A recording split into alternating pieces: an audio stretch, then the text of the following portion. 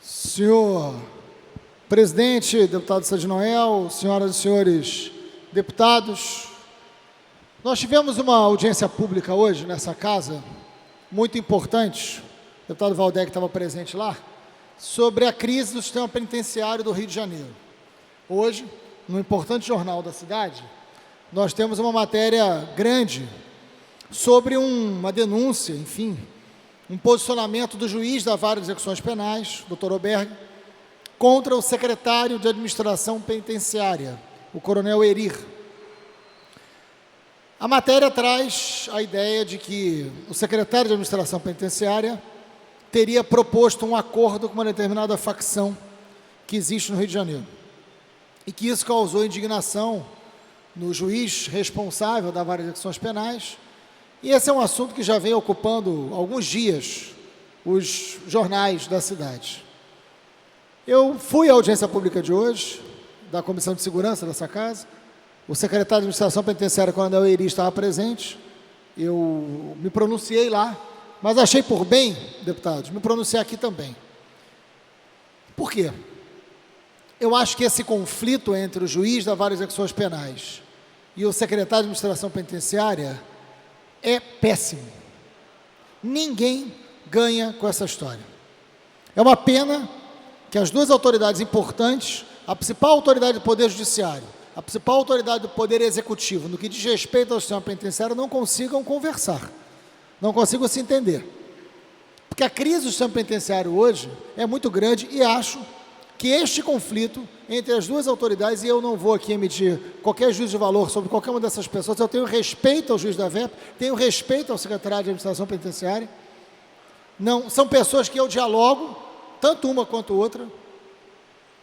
Eu estive recentemente com os dois, inclusive, estive na Vara de Execuções Penais, conversando, preocupado com o número de benefícios que reduziu muito no Rio de Janeiro, porque a Vara de Execuções Penais passou por uma reforma grande no que diz respeito a todo o seu sistema de informação, e foi muito bem recebido pelo juiz da VEP, doutor Oberg, que me mostrou todo o procedimento, mostrou a nova organização da VEP, abriu o diálogo permanente, mas esse conflito, assim como o coronel Eiri, estive lá cobrando a instalação da fiscalização eletrônica, dos scanners, que tem a ver com a votação que nós aqui fizemos, também muito bem recebido.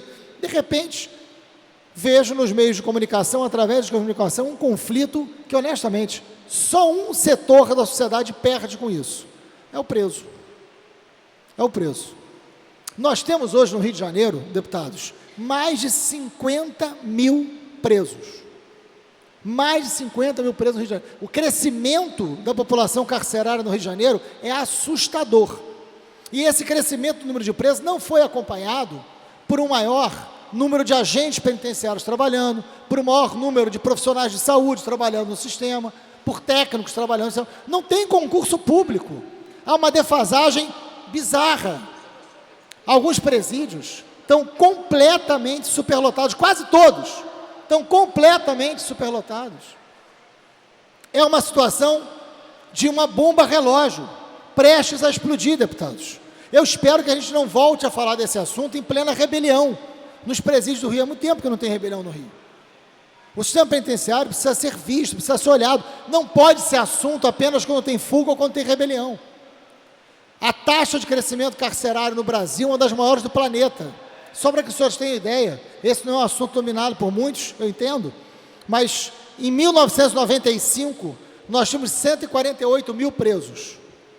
Em 1995. Em 2009, nós já tínhamos 473 mil. É um crescimento de 318%. Hoje, são mais de 600 mil presos. Nenhum país do mundo teve uma taxa de crescimento carcerário igual ao Brasil. Já somos a terceira população carcerária do mundo. Qual é a política penitenciária? Não há. Não ter política penitenciária é a política. Entende, deputado? Não ter a política é a política. É o caos. Tudo se faz para não ter rebelião nem fuga. A superlotação não é um problema que não é debatido. Aí agora, com tantas coisas para serem debatidas, eu quero debater o número de presos trabalhando no sistema. Eu quero debater porque são muito jovens, São jovens, pobres, baixíssima escolaridade, quase todos negros. O presídio comporta as nossas contradições.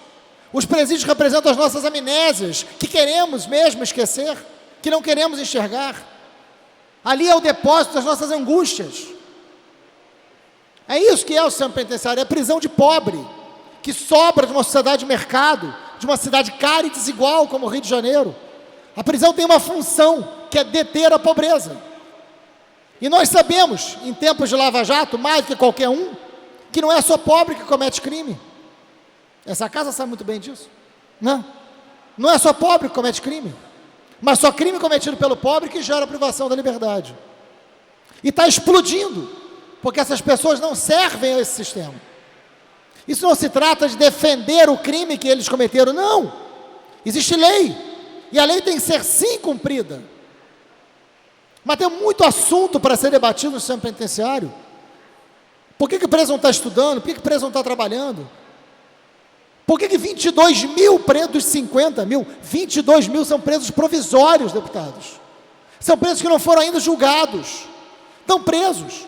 Por que não tem audiência de custódia em mais larga escala? Para que possam ser julgados mais rápido. Para não estar superlotando e não estar encarecendo, porque custa caro. É um lugar muito caro para tornar as pessoas piores. Isso é o sistema prisional. Então, temos inúmeras irresponsabilidades. Temos muitos assuntos para debater. O secretário ser acusado de fazer acordo é uma denúncia muito grave. E eu quero dizer que se o secretário conversa com o preso, como um diretor de unidade prisional conversa com o preso, tem sim que conversar. Não há nenhuma lei que diga que uma autoridade prisional não tenha que conversar com o preso. Pelo contrário, deve conversar. O que não quer dizer fazer acordo, o que não quer dizer descumprir a lei, mas é ter bom senso. É ter bom senso. É disso que a gente fala. Tem uma massa de jovens pobres superlotando as prisões hoje.